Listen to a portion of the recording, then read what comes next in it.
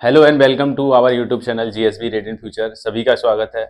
आज एक इम्पोर्टेंट बहुत टॉपिक है जो हमारी जो new missile system air air का जो नौसेना ने विकसित करा है वो एंटी शिप मिसाइल। जो दुश्मन की जो नौसेना होती है उसके लिए उनकी शिप होती हैं, उनके लिए एक एंटी शिप मिसाइल यहाँ पर लॉन्च की है। वो किसकी हेल्प से करी है? तो ये आपके अडानी एरोस्पेस के मालिक आपके सामने हैं और डीआरडीओ की मदद से ये मिसाइल आपके सामने है। ये जो दिख रही है तो ये किसके द्वारा लॉन्च की गई है? हेलीकॉप्टर के द्वारा। तो यहाँ ये क्वेश्चन भी बन जाएगा। INS-29 हेलीकॉप्टर है। देखिए ये होती है शिप, तो इसको नष्ट करने के लिए एक मिसाइल बनाई गई है। तो इसका नाम है, क्या नाम है इसका? नौसेना एंटी शिप मिसाइल। ठीक है, डायरेक्ट नेम है नौसेना एंटी शिप मिसाइल, NASM। और ये कितनी है? शॉर्ट रेंज की है, क्योंकि 3 किलोमीटर से लेके ये 3 किलोमीटर से 35 किलोमीटर तक की इसकी मारक क्षमता है। ठीक है, और ऊंचाई में भी अच्छा खासा इसका एक इसकी रेंज है। ऊंचाई में भी बहुत ऊंची तक जा सकती है, 3 किलोमीटर ऊंचाई तक भी ये जा सकती है। ठीक है, तो किसने बनाया है इसे? DRDO। ठीक है, DRDO इसका मुख्यालय बंगलुरु में है, आपको पता है। और अडानी डिफेंस एंड एरोस्पेस द्वारा इसको बनाया गया है, मतलब मैन्युफैक्चर हुआ है अडानी एरोस्पेस के द्वारा। ठीक है, अडानी अपने क्षेत्र में आजकल काफ़ी रिसर्च कर रहा है और इस क्षेत्र में इसने इन्वेस्ट करा है अडानी एरोस्पेस ने। ठीक है, ये डिफेंस के क्षेत्र में और एरोस्पेस के क्षेत्र में काफ़ी भागीदारी हो रही है इस समय। चलिए जान ले रहे हैं। तो ये क्या हो गई है? एक प्रमुख रक्षा कंपनी बन गई है इस समय प्राइवेट की, जो निजी क्षेत्र वाली।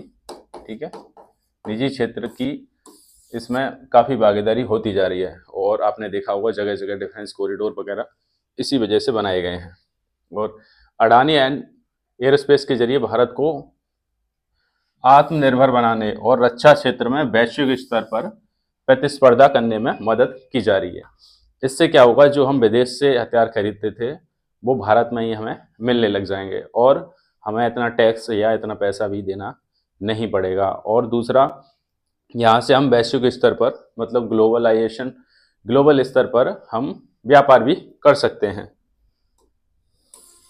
ठीक है, तो क्या क्या बना रहा है अडानी एरोस्पेस? तो ये हवाई प्रणाली में ड्रोन, मिसाइल, गोला बारूद, हेलीकॉप्टर, पनडुब्बियां, वायु रक्षा बंदूकें। तो कुछ भी ऐसा नहीं रह जा रहा है जो अडानी समूह नहीं बना पा रहा है। सब कुछ अडानी समूह बना रहा है। और इसके बाद एवियोनिक्स, ऑप्टो इलेक्ट्रॉनिक्स और रडार वगैरह भी ये युद्ध प्रणाली में जो यूज होती हैं सारी चीज़ें यहाँ पर बना रहा है। चलिए, तो देखिए ये आपके सामने है कैसे लॉन्चिंग हुई है इसकी। तो ये इसका सफल परीक्षण कर लिया गया है। और ये क्या है? नौसेना का है। यहाँ पर बात आती है किसका है ये? तो ये नौसेना का है। ये वायुयान भी क्या है? नौसेना का है। ठीक है, तो नौसेना की जहाज रोधी मिसाइल ये लॉन्च हुई है। ठीक है, डिजाइनर कौन है? DRDO इसके डिजाइनर है, क्योंकि DRDO को ही उसका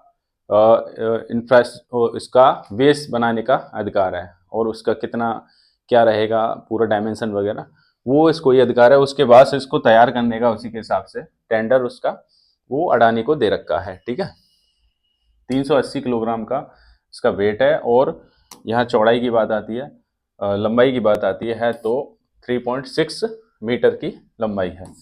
और ऐसे ही मैंने आपको कल बताया था जो स्पेस एक्स के द्वारा लैंडर जो चंद्रयान का लॉन्च हुआ है वो भी करीब 4.5 मीटर की चौड़ाई वाला था। और ये कितने मीटर का है? 3.5 मीटर का। 3.6 मीटर का ये क्या है? लंबाई इसकी है। ठीक है, ये मिसाइल है और वो क्या था? लैंड रोवर था, मतलब चांद पर उतरने वाला। ठीक है, इसका व्यास कितना है? 300 मिलीमीटर।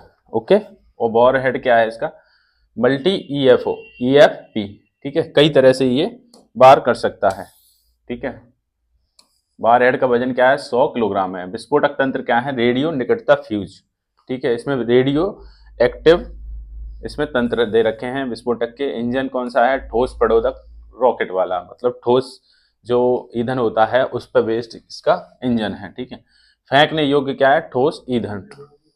ओके, परिचालन सीमा कितनी है, मैंने आपको बताया अभी, तो 5 से लेके 55 किलोमीटर इसकी रेंज है। ठीक है, 55 किलोमीटर इसकी रेंज है। चलिए, उड़ान की ऊंचाई 3 किलोमीटर तक हाईएस्ट जा सकता है, 3 किलोमीटर तक ऊंचा जा सकता है, और 55 तक।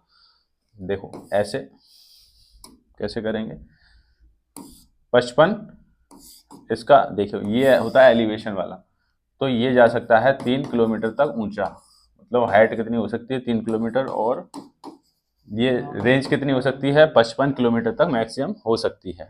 ठीक है, और इसकी गति किसमें है, मैक में है, और मैक में भी 0.9 मैक के बराबर है। ठीक है, मार्गदर्शन प्रणाली कौन कौन सी हैं, आईएनएस। ठीक है, उपग्रह मार्गदर्शन और डेटा लिंक। अल्टीमीटर के साथ इसमें यूज हो रहा है।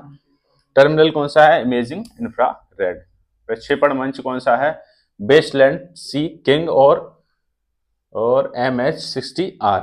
ठीक है, अब इसमें क्या है, दागो और भूल जाओ। ठीक है, दागो और भूल जाओ वाली प्रणाली है, दोबारा से इसमें दागो और भूल जाओ। ठीक है, ये बहुत इंपॉर्टेंट पहले से चला आ रहा है, भूल जाओ। तो ये वो चाहे इस पर कोई चाहे तूफान आ जाए या आंधी आ जाए या बादल आ जाए सामने, ठीक है, कुछ भी आ जाए, परंतु ये टारगेट को हिट अवश्य करेगी, क्योंकि इसमें कौन सी प्रणाली लगी हुई है, फायर एंड टारगेट वाली। ठीक है, फायर मतलब दागो एंड फॉरगेट मतलब भूल जाओ। ठीक है, फॉरगेट, दागो एंड भूल जाओ। ठीक है, तो ये सारी चीजें इसमें हैं, बहुत अच्छा ये बनाया हुआ है।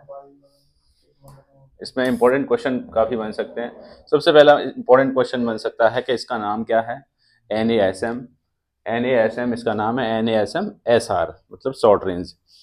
ठीक है, और ये किसने बनाया, DRDO ने DRDO ने क्या करा है, इसका ढांचा दिया है उनको, और तैयार किसने करा है, मडानी डिफेंस एंड एयरोस्पेस ने तैयार किया है। और यहाँ क्वेश्चन बनना है, किसके द्वारा प्रक्षेपित की गई, कौन से वाहन द्वारा, तो वो हेलीकॉप्टर के द्वारा। ठीक है, तो यहाँ आज का करंट अफेयर्स का टॉपिक खत्म होता है। धन्यवाद।